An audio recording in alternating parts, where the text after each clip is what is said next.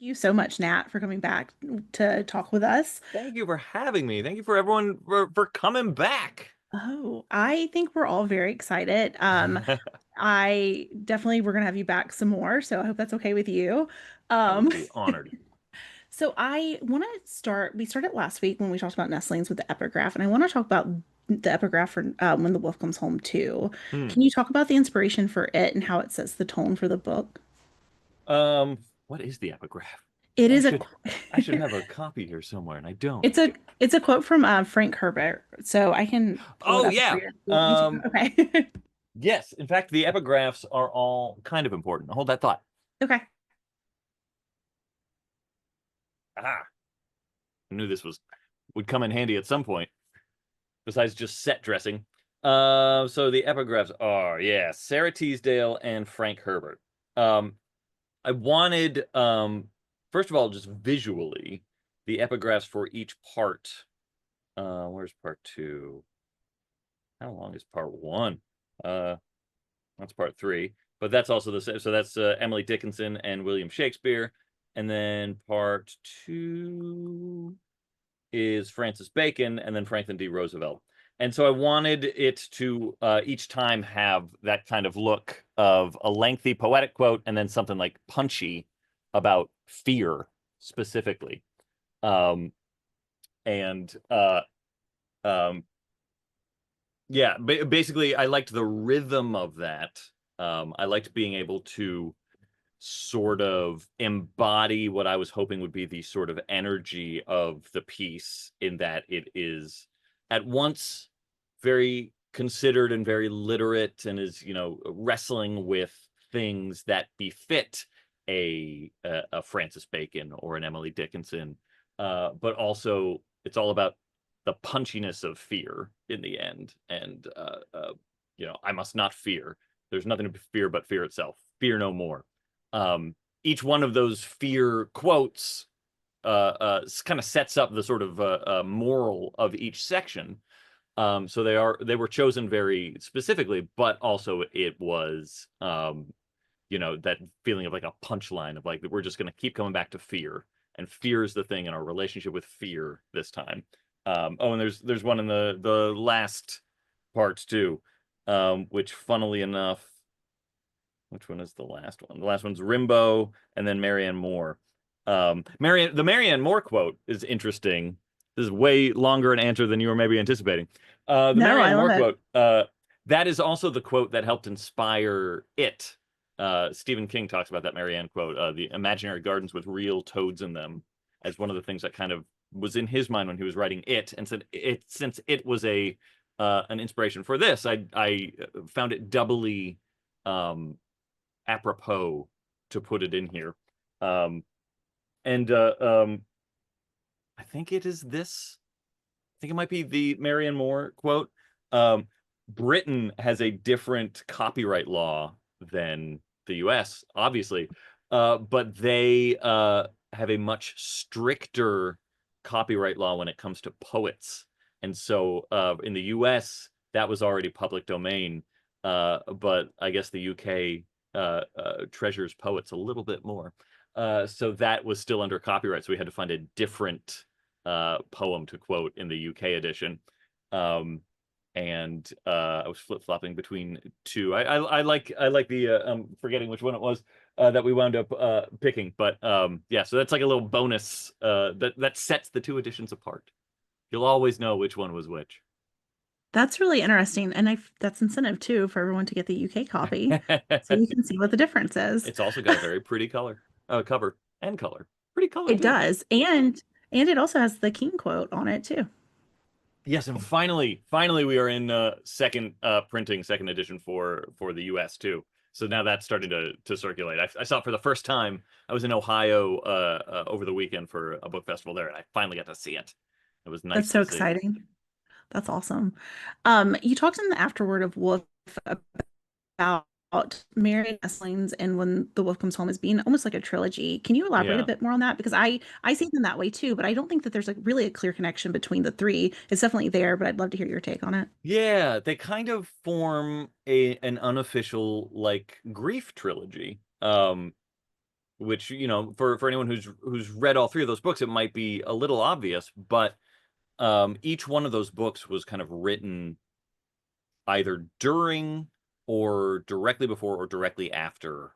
Um, Nestlings is kind of like, as the middle one, is kind of like the linchpin of those three, because Nestlings is all about that year where I lost my mom and I lost my dad and I lost my dog and I lost my cat, and my wife was bedridden with horrible chronic pain, and we were still in the middle of a very traumatic lockdown for the pandemic and all that stuff. So it was just a very traumatic year.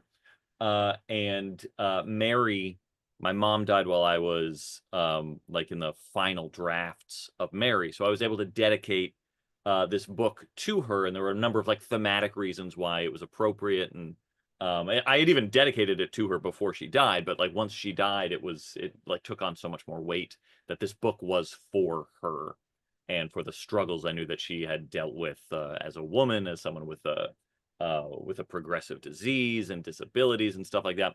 And then Nestlings was dedicated to my to our pets, who were basically our surrogate children, and my wife, who had to deal with so much, as my mom would say, so much surus, so much just like physical disability and upset and stuff like that, while we were also mourning our pets. And that left my dad, who died at the very end of that year. And so I knew writing When the Wolf Comes Home that like this was going to be my dad book.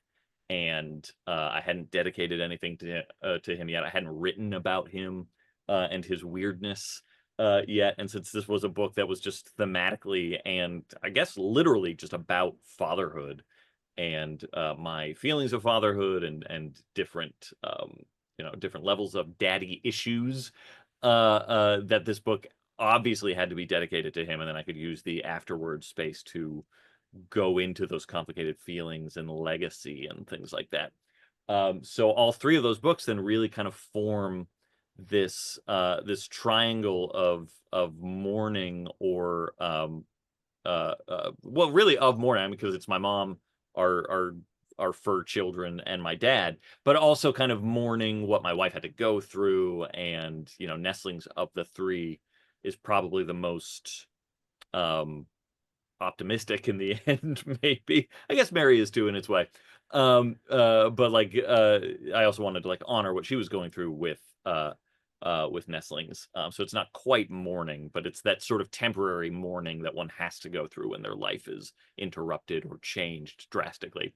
And now the books that I'm currently working on, the one that I'm like, neck deep in, and then the other two that I'm in the initial stages of like outlining and stuff like that, have formed their own kind of unofficial trilogy in an unexpected way. This is going to be another one of those answers that's way longer than maybe it should be, but there's another kind of unifying feeling to Mary, Nestlings, and When the Wolf Comes Home that these next three books don't have, which is that all three of these books that we're talking about all begin with their protagonist in stasis, in some sort of rut, and the action of the plot knocks them out of that rut, and now they have to spend the rest of the story kind of finding a new equilibrium. The three books that I'm kind of working on right now, weirdly, all just happen to have, I wasn't planning on this at all, but they all happen to have protagonists who are like, when we meet them, they're in the middle of momentum. They're doing things. They're proactively living their lives. They're not in a rut, and the events of the book knock them off of their feet, and they have to figure out what to do. So it's also just like an interesting sort of compilation of vibe between the two sets in a way. Yeah, that is really interesting. I hadn't thought about the protagonist part. I mean, I will Mm. say though that Jess's action starts pretty quickly. I Yeah. mean, it's not minor what happens to her, but in the grand scheme of things, it seems not as such a big deal as when it happens because of Yeah. the thing that happens after it. So grief and fear are the big or two big themes in Wolf, and I want to just talk a little bit about them because to me, I think one of the things that they both have in common is just an element of unknown. So for grief, it Mm. can be unclear to us like how long we're going to grieve if we did the right thing, are we acting appropriately? And then with fear, so much of what we fear is fear of the unknown. Yeah. how did you really play into both of those for this book? It's, it's funny. I feel like all of my work, in a way, all comes down to, um, well, two things. The first is be careful what you wish for. I think a lot of my stories all come down to that, but that's a little unrelated.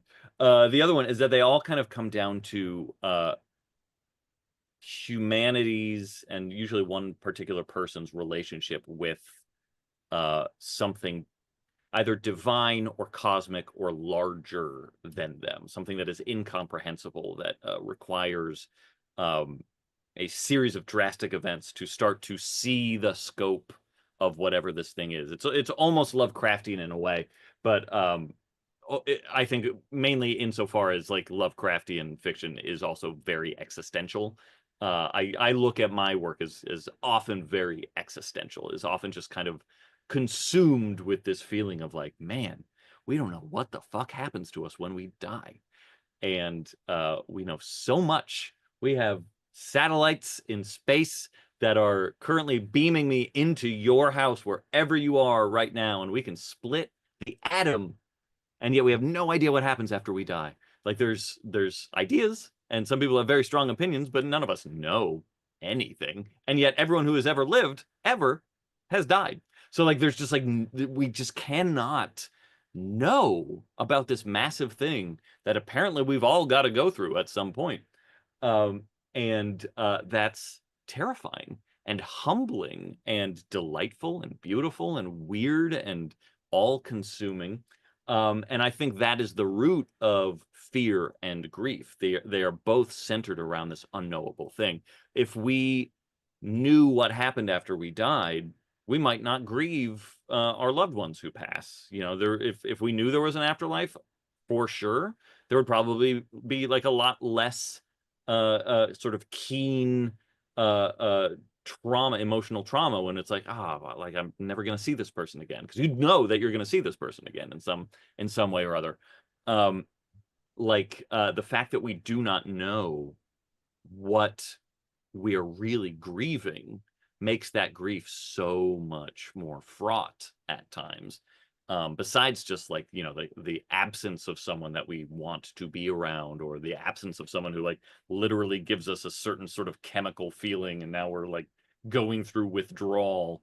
Like it's intellectually so much more destabilizing to just not know what happens when someone goes away, which is, one of the main reasons why we've invented thousands of different kinds of religion, to just kind of be like, here's what it is, maybe, let's really commit to believing that this is what it is.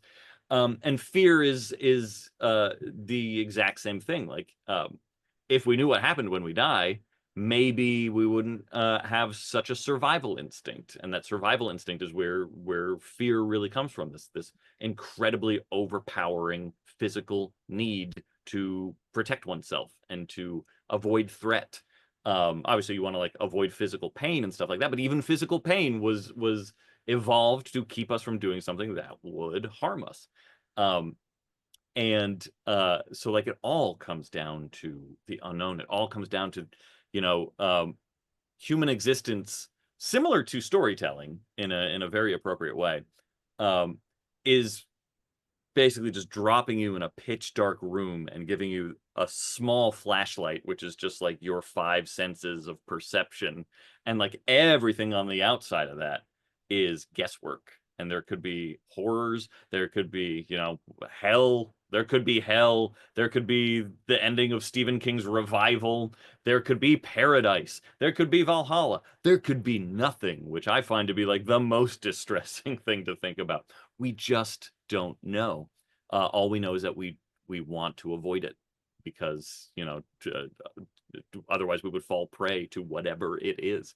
So this book, being a book about fear, had to also be about grief, and it had to also be about the way that the darkness can shapeshift and turn into, like, whether it is the child fear of the thing in the shadows, the thing under the bed, the thing in the closet, or the adult fear of, you know, what did I just prick myself with?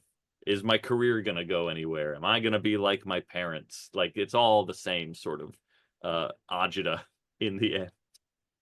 Yeah, I you mentioned one of the things about protecting ourselves, and I that's interesting because it's one of the lines that I love the most in the book when Hmm. Jess is sort of repeating to herself like, "How do you protect? How do you forgive?" And then she goes on later after the death of Kiddo to say, "How do you live with what you've seen? Like, how do you with what you've done? How do you protect?" And I Hmm. thought it was really interesting because her response is really to black it out. She sort of talks about building up of bricks and putting up mortars, and you keep running. Yeah. And she's even at the beginning when she compartmentalize and be inner Jess and outer Jess, and Hmm. seeing that contrast against Kiddo, who is obviously not able to compartmentalize, not just because of his age, but also because of his condition. It's really beautiful to see. I think it was really well done and super clever on your Thank you. part. So, I mean, this book is so beautifully written. Can you talk about that contrast, but also that line of like, how do you protect, how do you forgive? Yeah, the compartmentalization was a key element, I think. And I was talking about this with someone the other day, um, who was asking about the needle, and like, uh, what did I think the ultimate point of the needle and the medical tests and stuff like that was. Um, and I'm gonna try and remember what I said to him because even as I was saying it, I was like, "Oh, that's a good way to phrase it," and now it's kind of flying out of my head. So bear with me. But it was kind of like, this being a book that is specifically about the differences between adult fear and child fear, and again that that the externalized fear versus the internalized fear, which is much more adult. Um, Jess and Kiddo both represent their separate sides of it, right? Like the kid is dealing with a literal external threat, that ultimately winds up being an internal one, but really, for as far as he understands it, it is an external threat. And Jess is dealing with an internal threat that ultimately becomes an external threat, because we contain both of these dynamics. Um, but I really wanted to front load her with all the adult angst that I could, the career fear, the health fear, the parents fear, like just all the like faceless, shapeless sort of things that you can't run away from, that are not as simple as the monster in the closet or the monster under the bed. And then through the course of the story, once she winds up essentially inheriting this horrible gift, um, what has she learned? Has she learned how to deal with fear yet? And the answer, for the epilogue, ultimately becomes up to the reader. But through that whole period of her building the walls again and compartmentalizing again, it's a sort of exercise in saying, can the adult tactics we have learned over the course of our lives actually withhold something like this? Can they actually withhold the power of fear? A lot of it comes from, as I talk about in the afterword, I went through a very destabilizing, fucked up period of my life where I had never experienced anxiety like that before. I had just like intrusive thoughts and anxiety spirals and all these things, and it wound up like completely destabilizing my life for years. And one of the things, that I found the most distressing about that period was that fear is not something you can think your way out of. And I'm so used to thinking my way out of stuff. Like that was the thing I did, especially as a cocky little shit in my 20s. Like I was like, yeah, I can think my way into or out of anything. And it was like, no, there's like a limbic response happening right now. And in fact, the more you think about it, the more you put walls up, the worse it gets, the stronger it starts to eat away at you. So we see her in the beginning, like use those tactics of like, I'm not going to think about the needle until I get home, and I'm gonna go do things. And obviously, it doesn't even work out then, but it works out so much worse in the final chapter, because now she really remembers what fear can do, um, and all we know from her perspective is that she reads the test results and that something is positive. and it's kind of up to whatever the reader wants to think. She could be positive for HPV. It could be nothing, or she could be positive for like the worst thing imaginable. She doesn't know. What she does is run away from it, and that always makes things worse. And it's not until she finally works up the courage at the very, very end to arguably look at her phone and read her test results that the story can end. That she maybe has finally learned her lesson, or maybe she's ended the world. It kind of depends on how you look at it, which was also by design, because ultimately I wanted it to sit with the reader of like, do you have the strength to look at those test results? Do you have the strength to confront fear that is the worst thing you could imagine? Do I? I don't know.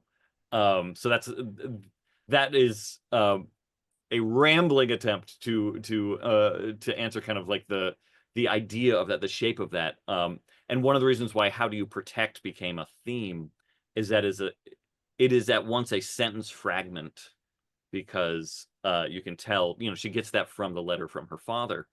Um, he was obviously like trying to say like, how do you protect your kid, or how do you protect yourself, or how do you protect your heart, or how do you protect whatever the actual object of that sentence is supposed to be. But it's so big a concept that he couldn't finish it. And that's kind of, the question that is hanging over all of us all the time. How do you protect anything? How do you protect your well-being? How do you protect your loved ones? How do you protect yourself? How do you protect your portfolio? How do you protect your planet? How do you protect anything? How do you? And ultimately, you just, as befits a sentence fragment, you just do what you can. And like that's all any of us can do. That's kind of the deal we're thrust into as mortal little meat bags of just like, yeah, how do you? Yeah, I have to say that when I first read this book, I took away a different ending than Mm, my reread that I just did. I think, yeah, when I first read it, I think I had like a little bleaker outlook on the ending. And I think this time around, for whatever reason, like maybe I was having a better week or I'm in a better yeah, headspace. I had a little bit more positive outlook for Jess in that ending. And I love that about this book, that it is kind of where you're sitting at is yeah. kind of how you're going to interpret that ending. I have heard, and it's so nice to be able to like talk about the ending finally too. Like I'm so used to just like not being able to spoil anything. But yeah, I've heard two incredibly diametric experiences to that ending, which is great. Like that's what I wanted. But that some people find it to be incredibly nihilistic, and like she decides fear is no longer a thing for any of us. Fear will not exist. There will be nothing to be afraid of. And because she thinks there will be nothing to be afraid of, that means that existence is unwritten, because we could be afraid of anything. And Yeah. that she basically steps out into an empty void.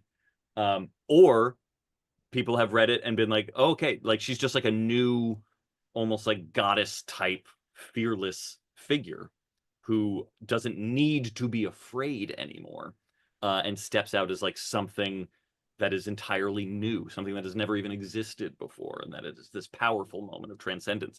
Both are accurate, and it really, like you just said, like it really depends on how you want to interpret, or however, even if you don't want to, like how you instinctually interpret it. The original draft of it, or not the original, but like the third draft of it, was a little more, I think, explicitly ending the world. Like it literally like cut off mid sentence, and then the idea I had was that there would Oh, just be wow. like several blank pages that follow. But I ultimately decided not to do that.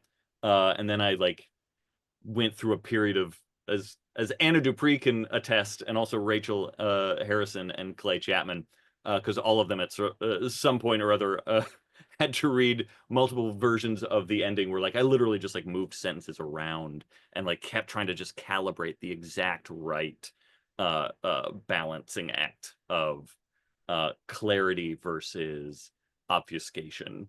And like sometimes it felt like it was a little too obviously nihilistic, and then it was like a little too obviously transcendent. So I wanted to make sure that it felt very much like either slash both interpretations are the right one. I think you nailed it because I mean I mean it's not been that long since I originally read it. I think I read it in December. So and Mm. I had a just completely different reading experience this time, which was Oh, really well, neat thank to you. see. So that afterword is heart-wrenching. But in particular, and I don't have a question for this, I just wanted to kind of give you your flowers because there's a part where you're talking about your dad being a shapeshifter Hmm. have the line about maybe the true horror of the werewolf is that the change is never permanent. Maybe the true beauty of the butterfly is that it is. What a line like that after. I mean, it's just the whole thing is just so beautiful and like Oh, thank really you. emotional. So I don't have a question. That was really just me wanting to say thank you for writing that because it really it's the whole book is so special, but that afterword in particular is also just really, really special. Oh, thank you. That means the world to me. And like that is also one of those weird anyone else who writes uh has experienced this, I'm sure. Where like that was like right before the final. I think I added that line after the book had even been like typeset. Like the draft was done and I had read it 1,000 times and it was just like that was the final opportunity to add anything and it just like showed up. Like it would that and as it showed up I was like, "Oh, that is I really like that. I like that little paragraph." Yeah. So it was a nice surprise for me too. So I'm glad it resonated with you. Yeah, I love it. I want to open it up for questions in our last 30 minutes for everyone, if that's okay with you, Nat. Of course. Okay, awesome. Hi, Nat. Um, Hello. Thanks again for giving up your evening to chat with us. It's Oh awesome. my God. Anytime. I love it. Yeah. So I'm curious, was there anything that surprised? I'm always interested in like drafts and how they Mm. progress. So, as a writer, so I'm wondering, were there any big surprises for you as either was you were going through the first draft or in subsequent drafts where you're writing and literally something happened, you're like, oh, or was it all like, within what you were aiming for? This was a uh uh pretty direct shockingly from outline to draft. Like other books have definitely had to improvise a lot more appropriately enough. Um as I go as you know as you go from like outline to actually writing the thing and you're like that outline was way wrong. This one had been a pretty detailed movie treatment first, and so like I had a really clear idea of the shape of it. So not too much event wise surprised me. Like it all kind of managed to survive through its various drafts. What was interesting and different for me was like I tried so hard to have this be like an 80,000 word airport thriller. Like I was like, this is gonna be, some people say Mary and Nestlings are too slow and maybe they're too long. So like I'm gonna show them. I operate mainly out of spite. I'm gonna show them like this is gonna be like the platonic ideal word count for a thriller. And it's gonna move like a motherfucker, and it's just gonna be, it'll be unimpeachable. And I turned the first draft, I turned in like an 80,000 word draft, and I was like, I did it. Aha. Take that, Stephen King. Um, and he's written shorter books too. I know. I'm just giving him shit. But I did the thing I wanted to do, and then my editor responded with uh, a very helpful note, uh, which was just something is not working, and I don't know what it is. And so I had to then sit with that note of like, well, shit, like I feel like this thing is airtight, like this is got the structure, it moves. And then the more I started to think about it, the more I realized that what it was missing was all the stuff that makes one of my books feel like one of my books, like the backstory and the psychological deep dive and things like that. And so I wound up adding like 15,000 words to the next draft. Like it's as long as Nestlings. It still moves much faster by design, but it is basically the same word count. And the main thing that kind of unlocked all that for me, and then like turned it into the book that it needed to be, and then I actually like beyond like what I just like wanted it to be structurally, the book that like I wanted to write, the book that it ultimately is, was in the first draft. Jess's dad is dead the whole time, but she doesn't know about it until they get to the cabin. And Uncle Pepsi is like, but he was living here till he died. And she's like, I'm sorry, what? He's dead? And then she has to begin that period of like grieving like 75% of the way through the book. And it was actually, it took, it's a weird way to phrase it, but it's true. It took my wife's dad dying, and he was a very similar guy to the dad in this book. He was estranged for decades. My wife hadn't seen or spoken to her dad in a long time, and I saw how she was starting to process losing this person. And that in part inspired me to try what it would be like if that happens before the book begins, and that she already knows he's dead, and is already in the process of grieving him and trying to contextualize what little relationship she had, and that messiness and that pain and that resentment. And it just all clicked, and suddenly it was like, oh, that was the psychological journey that needed to be happening this whole time. That was the surprise. And it made everything make sense. Like, why is she taking care of this little boy? Why does she feel compelled to protect this little creature who's so vulnerable? It's because she's in the process of trying to mourn herself, because now that her dad's dead, like, she's never going to get closure on little Jess. So like, this is her opportunity to do that. And that was the big like aha second, third draft sort of thing. I mean, that's such a fascinating journey that she's on. So, like, I'm glad, I'm glad your editor was like, do something. Yeah, Um, I say it in the acknowledgments too. Like, I was fucking gung ho. I was like, do we even need to draft? Like, this is so like, fire up the printers.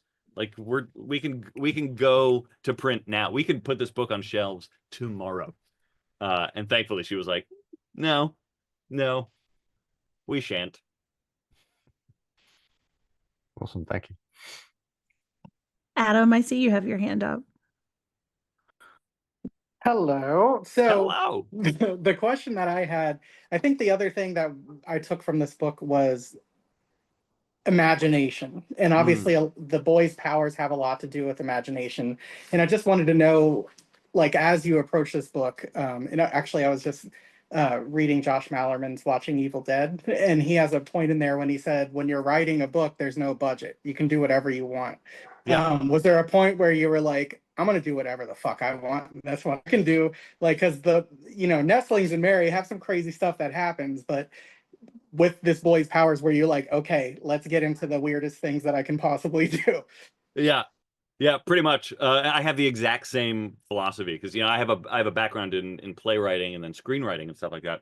And especially with playwriting, it's always such a weird balancing act that you have to strike, because you can with plays, it's amazing because you can have like two people sitting in a chair and be like, this is a Ford F-150 truck, and the audience will be like, great, that is a Ford F-150 truck. But there's always that gap of like, you deliberately know that there is a willing suspension of disbelief. But with a book, you can put them in a Ford F-150 truck, and then you can have Godzilla pick up that truck and you can throw it against the wall, and it's like it will look perfect.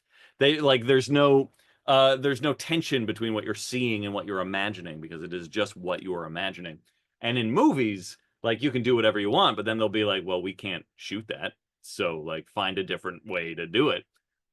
So like, I love the limitless budget of novel writing. And that was part of the delight, like the mission statement delight of writing this. It's one of the reasons why, like, from the get-go, I was like, I'm gonna have cartoon characters come into the real world, because that is one of those things where it almost sounds whimsical. We've seen movies. Roger Rabbit is one of those movies where we have seen the interaction between human and cartoon. But to imagine what that would actually be like, and the sort of mind-shredding wrongness of seeing something two-dimensional in the three-dimensional world, is just like that. I love that so much. I love how psychologically unmooring that would be, And like even in a movie, it would probably not work the same way because we're used to seeing it in a movie. So it would be like, oh, I can see that she's scared of the cartoon character. Neat. I get it. That's a dangerous cartoon character, but it doesn't quite convey the way a book can convey that feeling of like, no, this is so there's no depth to this thing, and it's moving and it's killing people. So yeah, I always approach anything I'm writing like I'm literally writing a scene in the next book right now where I'm like, this isn't weird and brutal enough. Like this needs more acid trip sort of feeling to it. I'm always looking for that, but this book in particular, like, just let me go whole hog. And it's like, I mean, it's been interesting too because like I think for some people, the people who don't like this book don't like it. From what I've gathered when I stupidly read reviews, is that it's got is its big tonal shifts, is its big sort of like treating absurd things with full stakes. Like I think for some people they just are like, I don't buy that. I gotta bow out. But for me, the delight is in the yeah, but what if you have to buy it? What if you have to treat this thing like it is full stakes? Like I love that. That feels so unsafe to me. Annalise, I think you have a question.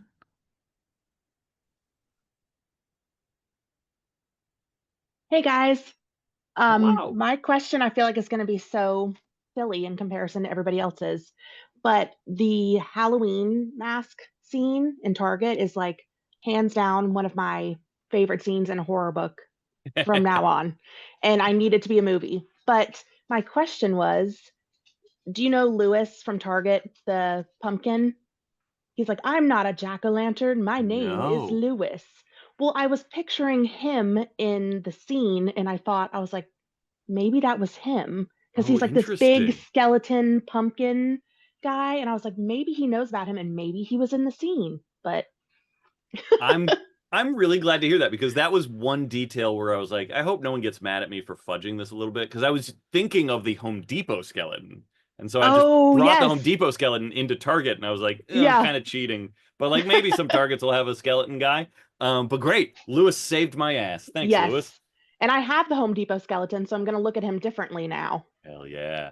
Hell yeah. I Also, wish I real had. quick, I was putting together a mood board for the book like I like to do, and I was trying to pull different elements of the book, and I searched for weasels in a garish yellow suit, and this was the guy that came up. So So literal. I love it.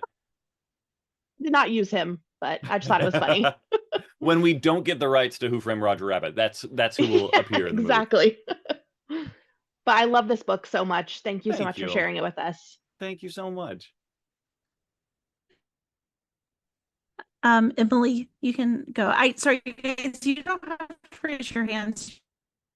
You can just, I'm happy to call on you, but you can also just ask. You're all very polite. It's hard to tell if I sit in Teams meetings all day, and so everybody's already talking over each other. And so I figured I'd raise my hand. So I have two comments. I loved the Merry Easter egg. I don't know if anybody else caught it. That was fun. I kind of like I don't know if you're referring to it as like the Nataverse or the Cassidy verse that you're building. Um, but I thought that was fun. I Oh, was thanks. also I was also listening to a podcast, and I believe the title was Emotional Doomsday Prepping. Yes. The And Talking Scared episode. Yeah. yes, and as somebody who understands anxiety, that I'm going to use that phrase like forever. I just thought that was really funny. But one of the things that I really enjoyed was how you wrote Sanchez Mm. disappearing, being ripped from the void. I would love to know your thought process of what, because you had kind of talked about religion and what happens after death, but like Mm. that was fascinating, absolutely fascinating. And I'd love to hear a little bit more about that process. Oh, well, thank you. That was really my way of playing with one of my fears. It's also very literally one of Santos's fears. I tried to do a thing uh with most of the characters where it's subtle. I don't know if it's fully successful, but it was just like a thing I had in my head to like try and do wherever I could, which was at some point it is mentioned that somebody has a fear, and then that pays off with how they die. Like Cookie is like, I never want to die in a place like this, and she winds up dying in a place like this. And Margie is like, I don't want you to steal my car and run away, and then that winds up happening because Margie gets slaughtered. And with Santos, he desperately wants to be in the story. He wants to be a player in the story. He wants to be important to the story. So ultimately he gets literally unwritten out of the story. And so like that was the like literal sort of payoff that I was playing with. But like we were talking about a little earlier, like the idea of there being nothing is deeply unsettling to me. I don't like thinking about that. It feels like, terracotta. It feels like terracotta to me, like just that that scratchy, just uncomfortable feeling that I just want to like run my nails over until like the nails bleed because there's just something about it that I don't like. That's how I feel about the idea of non-existence and of nothingness. Like it doesn't sit right with me. The the the the bright side is if there is non-existent, I won't have to worry about it when it's happening, but I don't like thinking about it. And so I really wanted to play into the idea of like how horrific an idea that is of just being just not existing. Like literally your name doesn't even show up in the book anymore. And so from that actually like from first draft to final draft changed very little. I think I just added with each draft just like a little bit more of like his body breaking just for the fun of it. But even the like the typographical fade, that was something I did in my Microsoft Word document to just be like, here's what it is going to need to look like. Like I want the text to just fade away, and any instant of his name from then on out to just like fade away.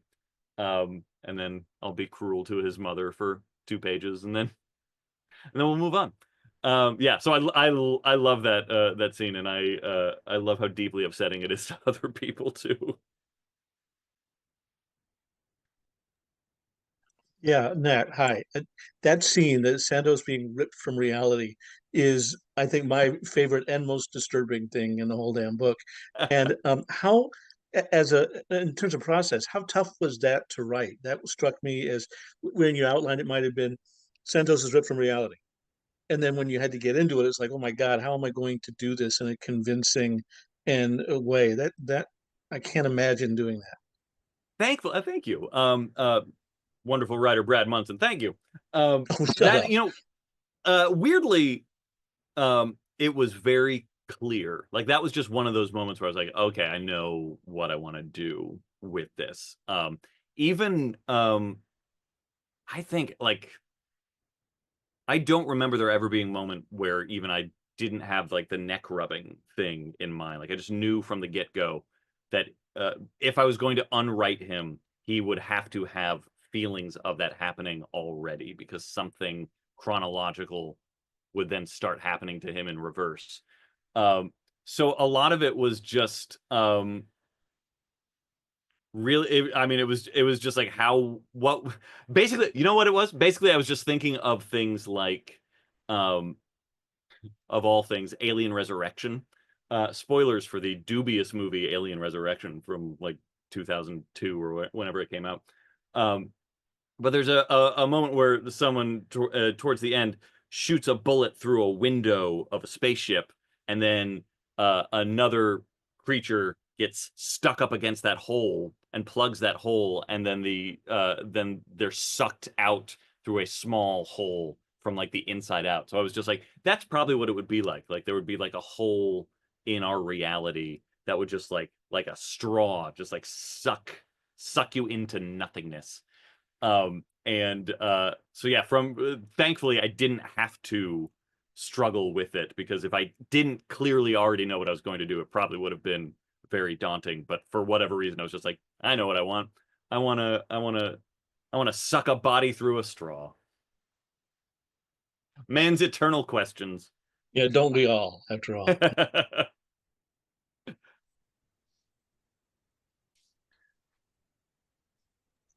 Well, Okay, here, I'll quickly ask another one. I'm sorry, real quickly. go How ahead. long was your treatment that you said you had a movie? Was it 10, 20 pages before you actually Yeah, started I think it writing? was about like 15 or 20. Single spaced.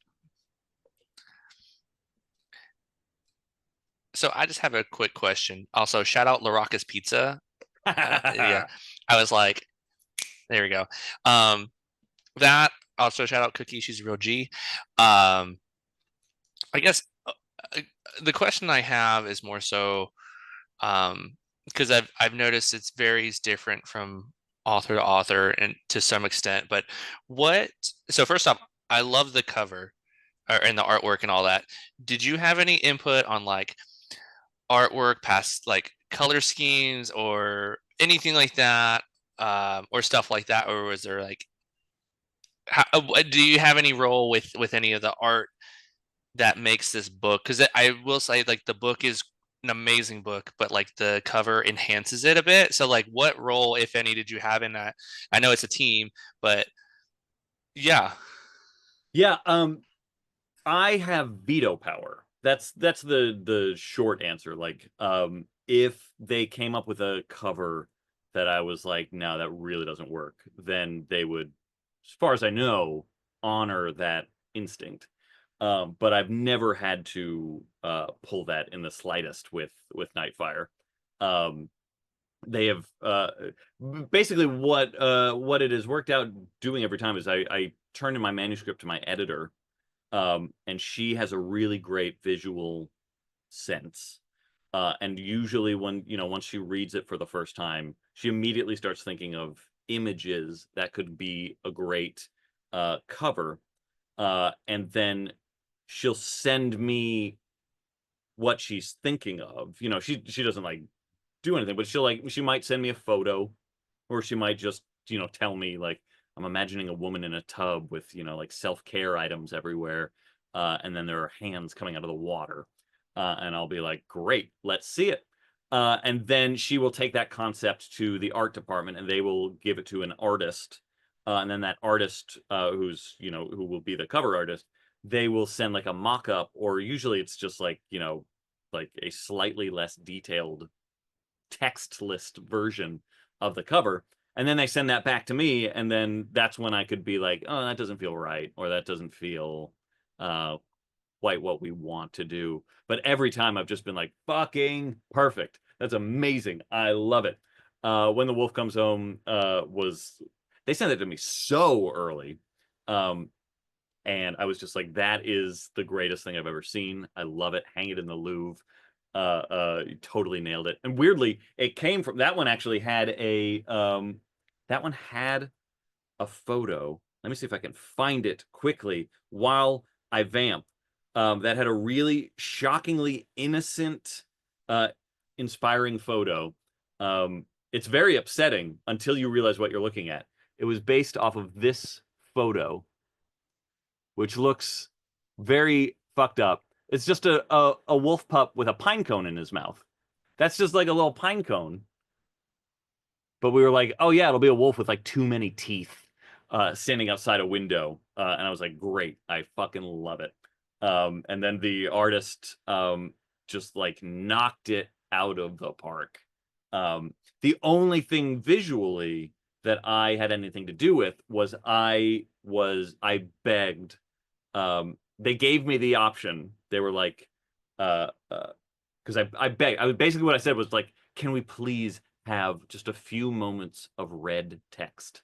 Like that would just be the most amazing thing if we could just have moments where the text goes red. And they were like, well, what we wanted to do was emboss the cover, so we can't do both. We can do red text or embossing. And I was like, red text, do red text. Like it would just be so cool to just see No One Will Be Spared, which was written in what she hopes was red Sharpie in the bathroom wall. Just be so cool to see that in red. And then when she like gets her test results, if it could just say positive in red, and we'll find like one or two other little moments for it just to be red. I was basically thinking of Paul Tremblay's Pallbearers Club, which also had like multicolored text, or at least the first edition did. And then they surprised me by still doing the embossing and also doing the red text. So I feel like I contributed in that way. The UK version, I'm sorry to say, does not have the red text. So you missed out on that. They have not invented color in the British Isles yet. But when you guys discover it, it's amazing.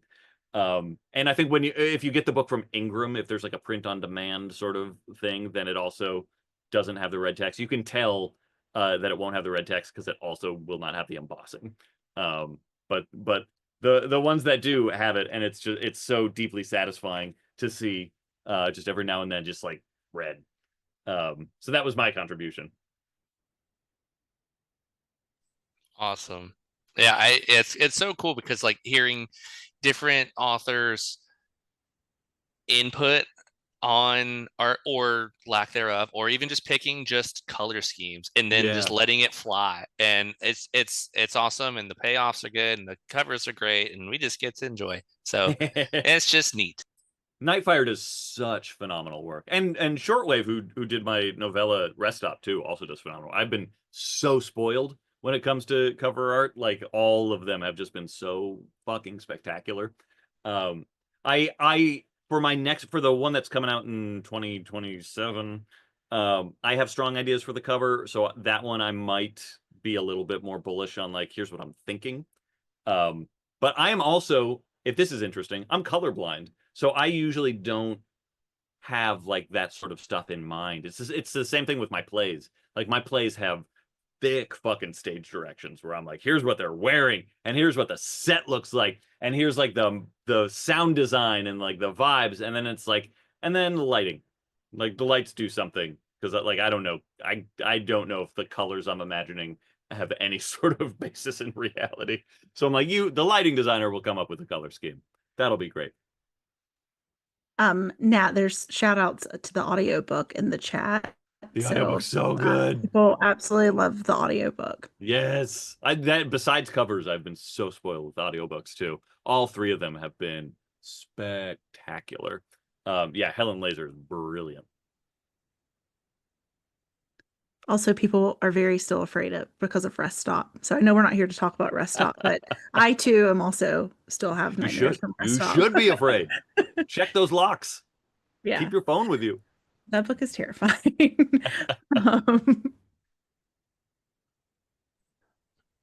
Okay, I will ask one. I always ask one, but I wanted to say that so the first book I read of yours was Nestlings, then Rest Stop, then Mary. And something that I found very refreshing about all of those is, or at least for Nestlings and for Mary and this one, is you write from a female perspective. So your main characters are females and they are strong females, but they have something going on that is like interestingly super like female related. Yeah. But you nail it. And so I really appreciate that aspect, that you can nail the strong female character who has like all these issues, but she's still rad.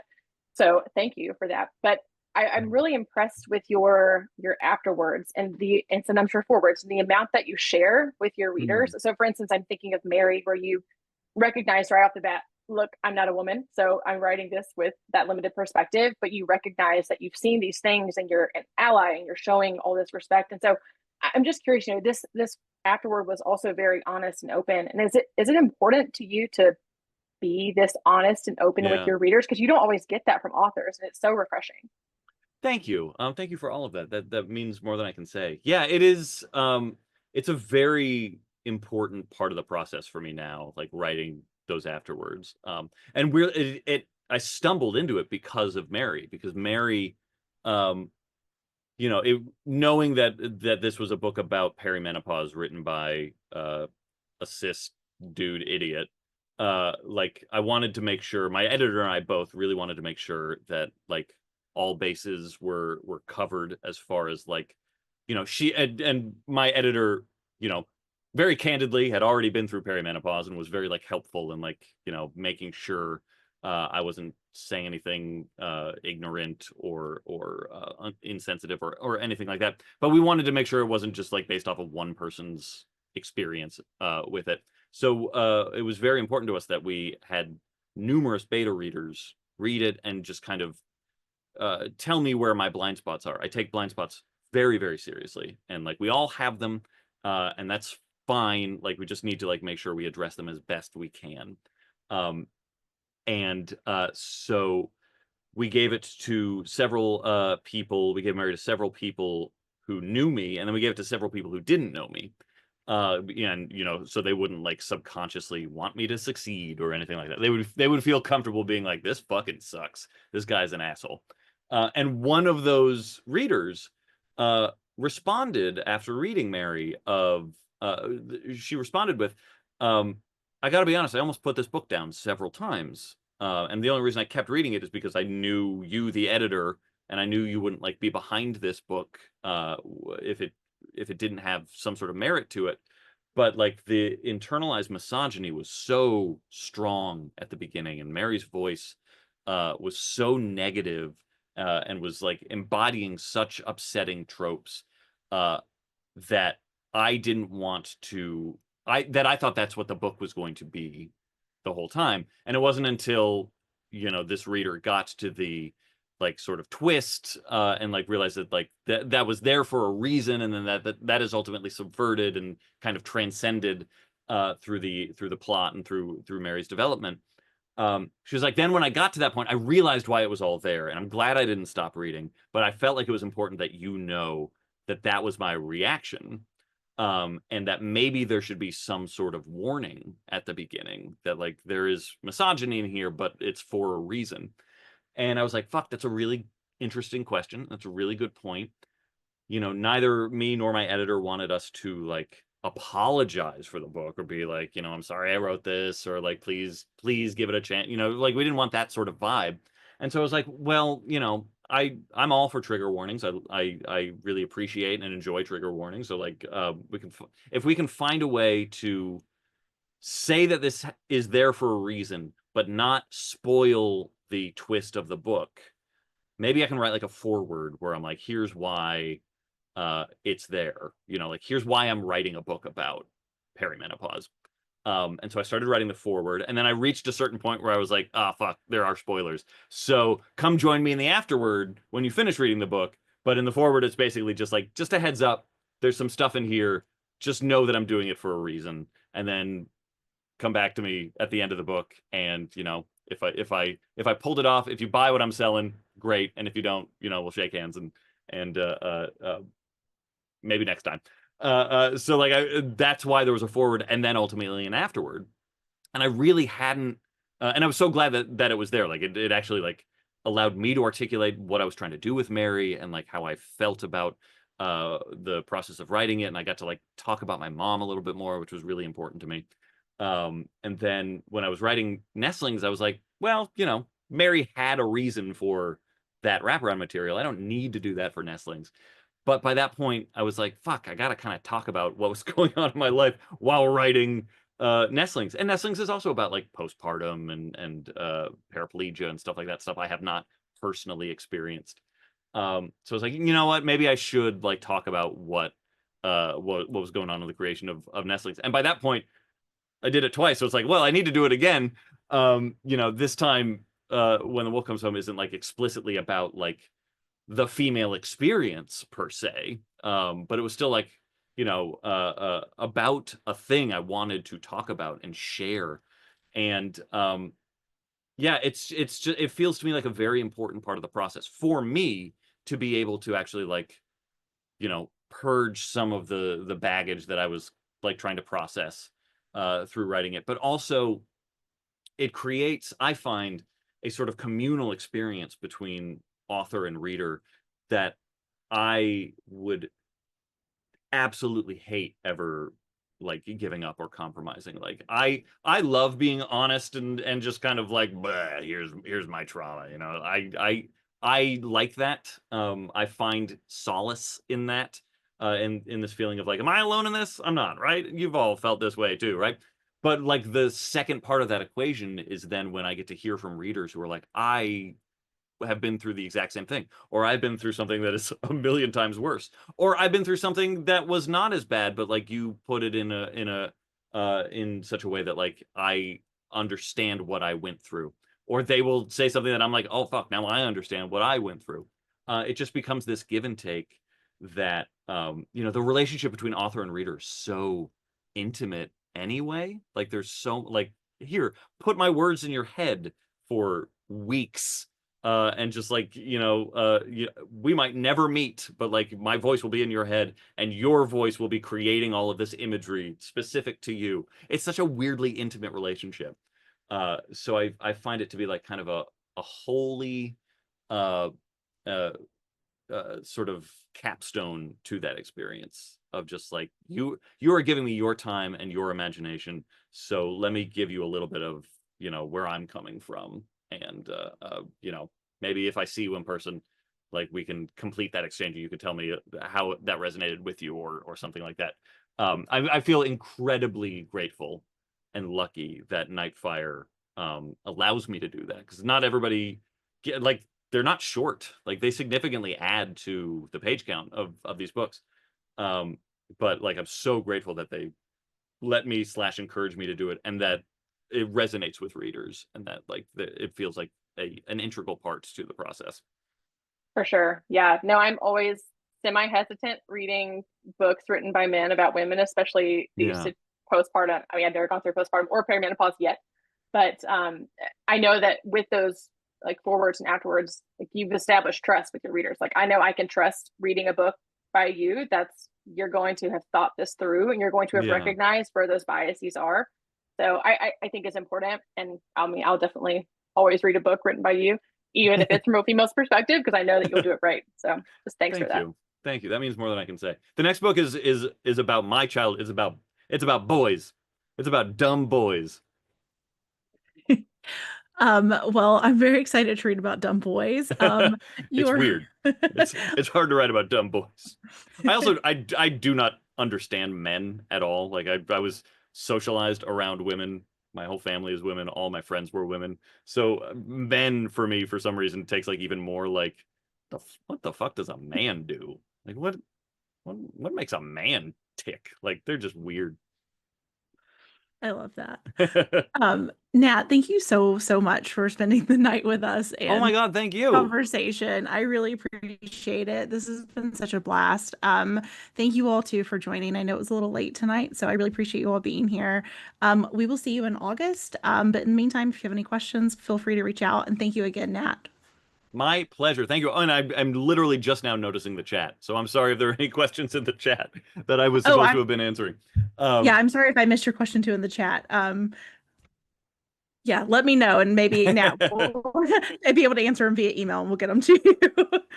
I'll send you Marco Polos. Mostly Yay. it's just roasting ourselves. Awesome. Thank you all so much. I hope everyone has a great Friday tomorrow.